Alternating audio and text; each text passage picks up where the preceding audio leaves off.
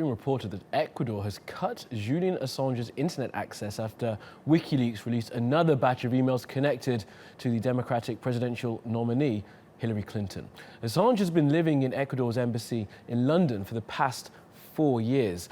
The emails released on Saturday revealed transcripts of speeches made by Clinton to the bank Goldman Sachs. On Monday morning, Wikileaks tweeted that Julian Assange's internet access had been severed. Speculation immediately fell on the US and British governments. Despite that, more emails hacked from the US Democratic Party were published later in the day. And on Monday, another tweet from Wikileaks said it was Ecuador who cut access to the internet.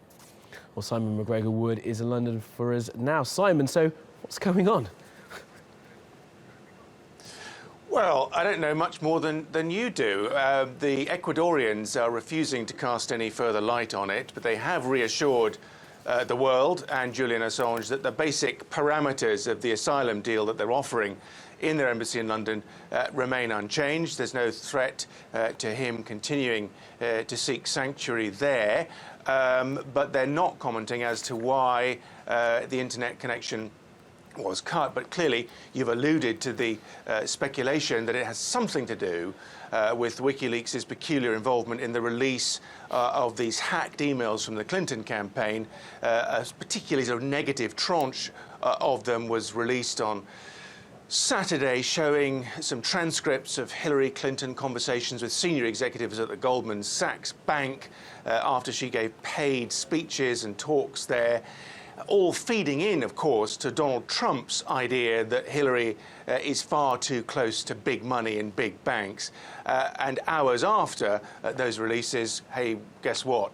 Julian Assange didn't have internet access from the embassy in Ecuador. Who's put pressure on the Ecuadorians, etc., etc.? That's the line of speculation this morning. Absolutely. It would be interesting for Ecuador to take this action. Of course, we've got to remember they're giving Julian Assange asylum. He is wanted in the United States for questioning. So for them to then cut his access would be a strange course of action. But of course, I guess they don't control the wires that come into their building, do they? No, but interestingly, they haven't denied that they're involved either. And you'll know that President Rafael Correa is no particular friend of the United States. And this decision of theirs to give sanctuary to Assange has created new tensions between Ecuador and Washington. But it is also clear that the president of Ecuador rather favours Hillary Clinton. He boasts of having good relations with her and has promoted her as the best choice presidential candidate for the United States. So there you go. It's a difficult one to unravel. We've had a statement on Twitter from WikiLeaks saying that we shouldn't be too concerned.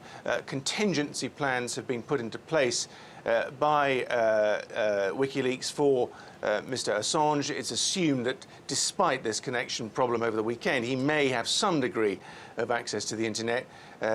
Evidence in support of that comes from this continued flow of tweets and, as you say, more documents reaching the internet on Monday from them. Curious case. Simon, for now, thank you.